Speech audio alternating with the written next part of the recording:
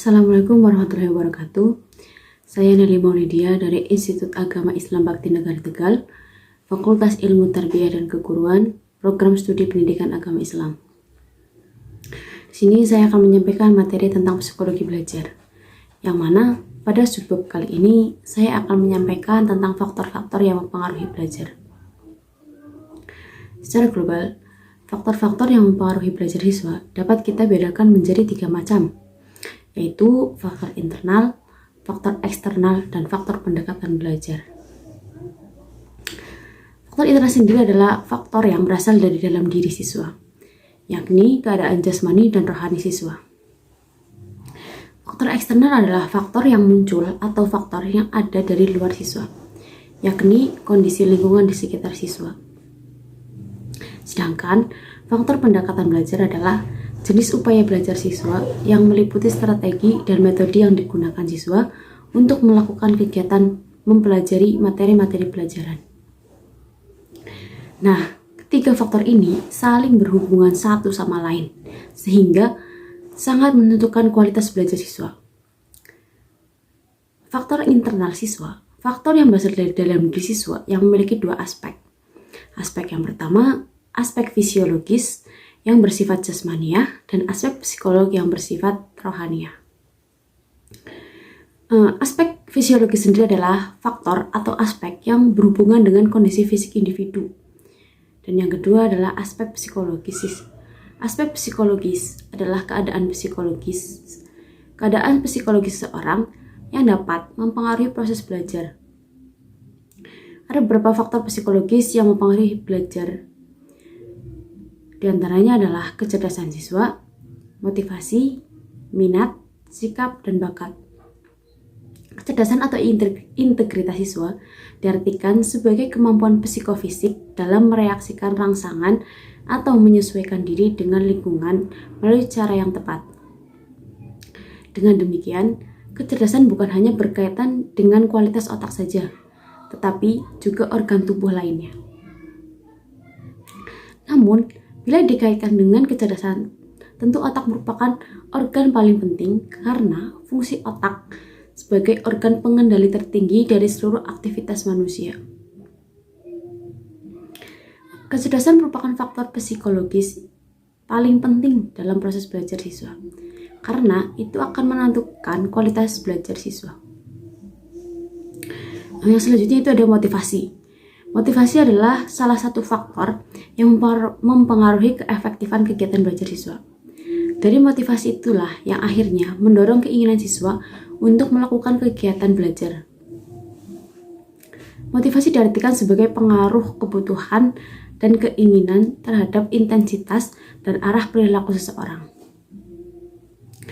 Faktor psikologis yang selanjutnya yaitu minat. Minat adalah kecenderungan dan kegairahan yang tinggi atau keinginan yang besar terhadap sesuatu. Minat sama halnya dengan kecerdasan dan motivasi, karena memberi pengaruh terhadap aktivitas belajar. Ia bisa saja menimbulkan seseorang bersemangat atau bahkan tidak mau belajar sama sekali.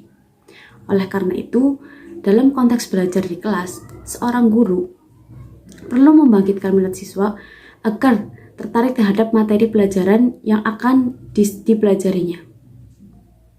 Mungkin dengan cara yang dapat digunakan guru untuk bisa menarik minat belajar siswa. Di antaranya mungkin bisa membuat materi yang akan dipelajari semenarik mungkin dan tidak membosankan, baik dari bentuk materi atau melibatkan seluruh siswa domain belajar sehingga siswa menjadi aktif. Dan yang selanjutnya adalah sikap. Dalam proses belajar, sikap individu dapat mempengaruhi keberhasilan proses belajarnya. Sikap siswa dalam belajar dapat dipengaruhi oleh perasaan senang atau tidak senang, entah itu pada guru, pelajaran, atau mungkin lingkungan di sekitar. Yang kedua ada faktor-faktor eksternal. Selain karakteristik siswa atau faktor internal, faktor eksternal juga dapat mempengaruhi proses belajar siswa. Faktor eksternal yang dapat mempengaruhi belajar dapat digolongkan menjadi 2. Yang pertama yaitu faktor lingkungan sosial dan faktor lingkungan non-sosial. Faktor lingkungan sosial meliputi lingkungan sosial sekolah seperti guru, administrasi, dan teman-teman sekelas yang dapat mempengaruhi proses belajar seorang siswa. Hubungan baik antara ketiganya dapat menjadi motivasi bagi siswa untuk belajar lebih baik di sekolah. Lalu ada lingkungan sosial masyarakat. Kondisi lingkungan masyarakat tempat tinggal siswa akan mempengaruhi belajar siswa. Kondisi yang baik akan mempengaruhi kualitas belajar atau minat siswa untuk belajar. Sebaliknya, lingkungan yang kumuh, banyak pengangguran, dan mungkin banyak anak terlantar juga dapat memberikan dampak negatif bagi aktivitas belajar siswa. Karena mungkin siswa akan sulit menemukan teman belajar, teman diskusi, atau mungkin teman meminjam alat belajar yang kebetulan belum dimilikinya. Dan yang terakhir, ada lingkungan sosial keluarga. Lingkungan sosial keluarga ini sangat jelas mempengaruhi kegiatan belajar. Ketegangan keluarga, sifat-sifat orang tua, pengelolaan keluarga, semuanya dapat memberikan dampak terhadap aktivitas belajar siswa. Dan yang kedua ada lingkungan non-sosial. Ada beberapa faktor yang termasuk faktor non-sosial seperti lingkungan alamiah. Lingkungan alamiah meliputi kondisi udara yang segar, tidak panas dan juga tidak dingin, terlalu gelap atau lain sebagainya. Tanpa kita sadari, lingkungan alamiah merupakan faktor yang mempengaruhi aktivitas belajar siswa. Jika kondisi lingkungan alam tidak mendukung, maka proses belajar akan terhambat. Jadi sebisa mungkin kita harus mencari tempat yang nyaman atau mungkin kita bisa membuat tempat tersebut menjadi nyaman. Berikutnya ada faktor instrumental. Faktor instrumental adalah perangkat belajar yang mana perangkat tersebut digolongkan menjadi dua macam. Pertama, hardware seperti gedung sekolah, alat belajar, fasilitas belajar, dan lain sebagainya. Yang kedua itu ada software. Software sendiri meliputi kurikulum sekolah, buku panduan, silabus, dan lain sebagainya. Dan yang terakhir di sini ada faktor materi pelajaran yang akan diajarkan kepada siswa. Faktor ini hendaknya sesuai dengan usia perkembangan siswa. Begitu juga dengan metode mengajar guru. Harus disesuaikan dengan kondisi perkembangan siswa. Dan faktor yang terakhir adalah faktor pendekatan belajar. Faktor pendekatan belajar seperti yang telah dijelaskan pada subbab sebelumnya dapat dipahami bahwa keefektifan segala cara atau strategi yang digunakan siswa dalam menunjang efektivitas dan efisiensi proses belajar materi tertentu.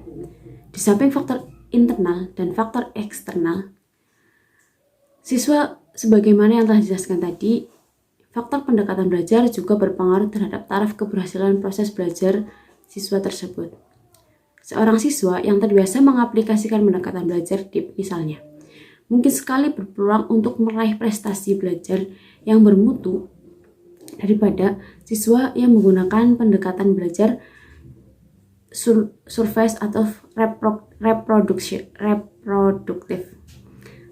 Mungkin cukup sekian materi dari saya, kurang lebihnya mohon maaf. Wassalamualaikum warahmatullahi wabarakatuh.